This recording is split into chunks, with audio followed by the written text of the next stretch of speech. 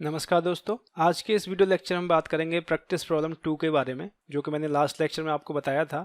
तो शायद आपने उसे प्रैक्टिस किया होगा और शायद कर भी पाए होंगे। अगर नहीं कर पाए हैं, समझ में नहीं आया, तो आज हम देख लेते हैं इसे। तो हमने इसमें बताया था कि आपको एक मैटलैब का प्रोग्राम लिखना है जो कि डबल करता है एलिमेंट्स को।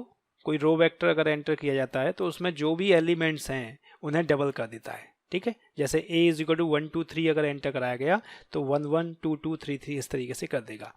तो इसके लिए आपको जनरल सॉल्यूशन देना है कि a की कुछ भी लेंथ हो सकती है, उसके लिए आपको ये बनाना है। ठीक है, तो देखिए कैसे करेंगे। तो हम फाइल खोल लेते हैं, प्रैक्टिस प्रॉब्लम 2। ओके, तो यहाँ पर जो यूजर एंटर करने वाला है वो सीक्वेंस एंटर करने वाला है। ठीक है, तो हमने मान लिया a is equal to, user ने a is equal to enter कर दिया 1 2 3।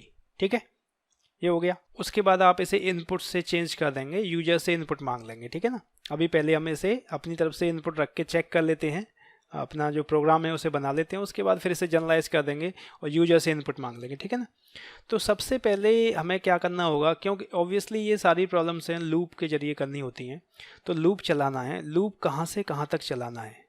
यहाँ पर जो यूजर है वो लेंथ नहीं प्रोवाइड कर रहा है। ठीक है ना, यहाँ पर यूजर एक रो वेक्टर प्रोवाइड कर रहा है, तो रो वेक्टर की हमें लेंथ निकालनी पड़ेगी सबसे पहले। तो सबसे पहले हम यही काम कर लेते हैं, n is equal to length of जो भी यूजर ने हमें वेक्टर प्रोवाइड किया है, उसे हमने a में स्टोर किया है, तो a की हम सबसे पहले लेंथ निकाल लेंगे।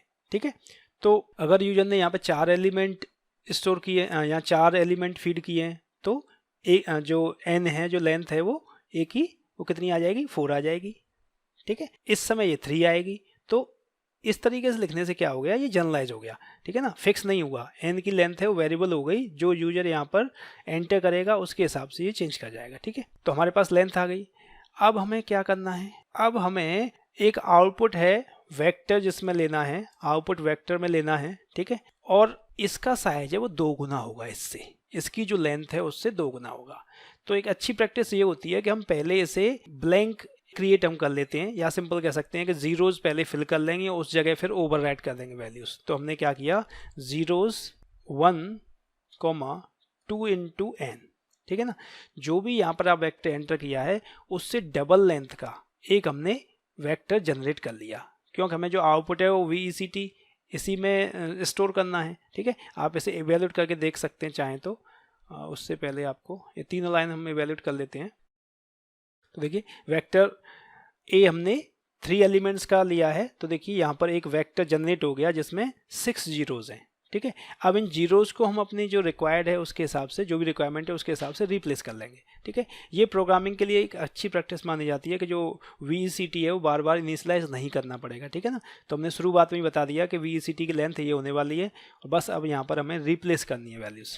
ठीक है, जब ये रीसाइज करता है, कुछ नया साइज क्रिएट करता है, तो उसमें ज़्यादा टाइम लगता है, तो टाइम को सेव करने के लिए अच्छी प्रैक्टिस होती है। ठीक है, तो ये काम हमने कर लिया। अब उसके बाद क्या करना है, अब हमने लूप लगाया for i is equal to 1 से लेके कहाँ तक चले, जो हमने उसकी लेंथ निकाली थी n।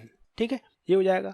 और उसके बाद फिर आपको क्या करना है कि आपको वेक्टर, अब देखिए यहाँ पर वेरिएबल i नहीं ले सकते हम। ठीक है, यहाँ पर वेरिएबल आप i नहीं ले पाओगे, हमें दूसरा वेरिएबल लेना होगा। सपोज मैंने k ले लिया, vector k is equal to क्या हो जाए, क्योंकि आपको इन्हीं को डुप्लीकेट कराना है। ठीक है ना, तो जो i की वैल्यू आई थी, यहाँ पे i की वैल्यू है 1। ठीक है, तो अगर मैं यहाँ पर लिख दूंगा i, तो इससे क्या हो जाएगा, इससे ये होगा कि ये हर बार 1 2 3 और कुछ ज़्यादा लेंथ है उसे लेगा। यहाँ पर अगर आप चेंज कर देते हैं, अगर सीक्वेंस में जैसे आपने कर दिया 1 4 कर दिया, यहाँ पे सपोज 4 कर दिया, तो उस केस में ये गड़बड़ हो जाएगा। अभी दिखाता हूँ मैं आपको। देखिए मैंने लिखा vec k is equal to i। ठीक है, अभी इतना ही हम देख लेते हैं कि इसका क्या असर आ रहा है। देखिए, और इसे मैं ऊपर क्लियर कर लेता हूँ, क्लियर और CLC, क्लियर और CLC। ठीक है, तो देखिए रन करके k अनडिफाइंड। ठीक है, k अनडिफाइंड है तो k को हमें डिफाइन करना पड़ेगा, लूप के बाहर ही हम उसे डिफाइन करते हैं। तो k इज इक्वल टू मैंने 1 कर दिया है। ठीक है, कोई बात नहीं। देखिए, तो अच्छा एक और चीज़ हो गई, अभी सिर्फ एक ही वैल्यू क्यों रिप्लेस हुई बता सकते हो, क्योंकि हमने k को अभी बढ़ाया नहीं। ठीक है ना, k को हमने k+1 नहीं किया।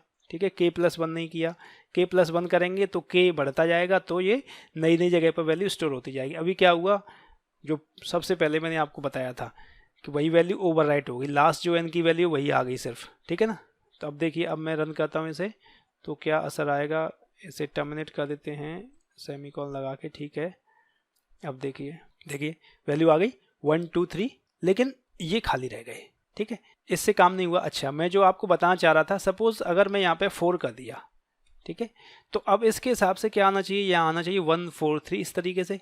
लेकिन देखिए ये कोड क्या करेगा, अब देखिए रन होने के बाद भी 1 2 3 आ रहा है, ठीक है। आप यहाँ कुछ भी लिखिए, इससे कोई फर्क नहीं पड़ रहा। मैंने यहाँ सपोज लिख दिया 5, तो लेंथ तो इसकी जो है वो बढ़ जाएगी, बट सीक्वेंस जो है वो आपका 1 2 3 4 आ जाएगा अब यहाँ पे, ठीक है, देख लीजिए, ठीक है। देखिए 1 2 3 4 डबल तो हो गया।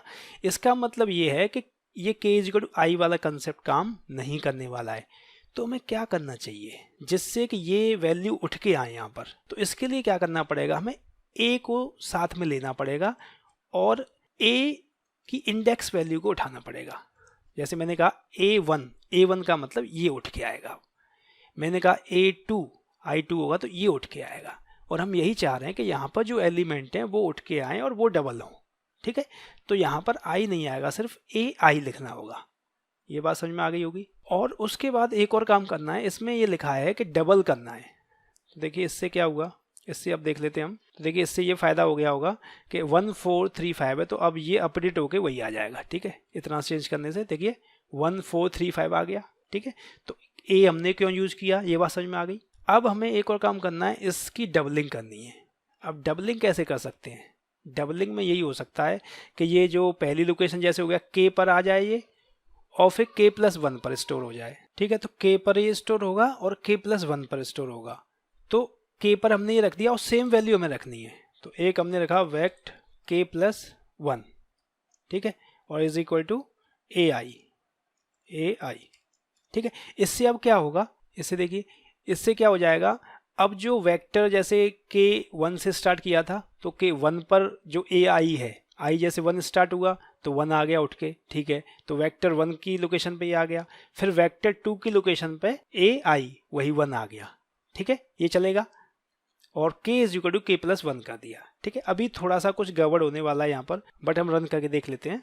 देखिए रन हो गया 1 4 3 5 5। अच्छा, मैं सीक्वेंस को भी थोड़ा ठीक कर लेता हूँ जिससे कि कन्फ्यूजन ना हो। 1 2 3, ठीक है, जो मैं सीक्वेंस दिया हुआ था उसी हिसाब से 1 2 3।